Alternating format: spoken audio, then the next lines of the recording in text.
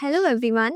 So this is my K-12 kit and today I'm going to work on project Night Siren. So let's see how it's done.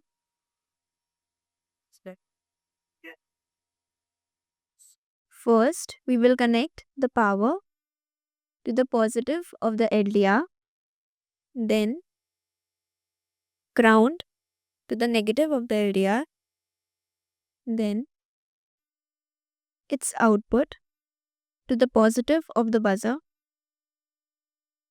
and then its negative to the ground.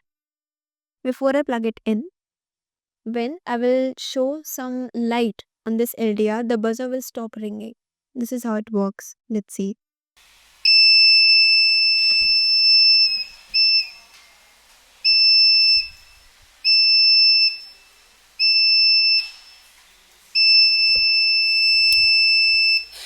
So this is exactly how it works, and this is why it is known as a night siren that rings in the night, and as soon as the daylight comes, the buzzer stops ringing.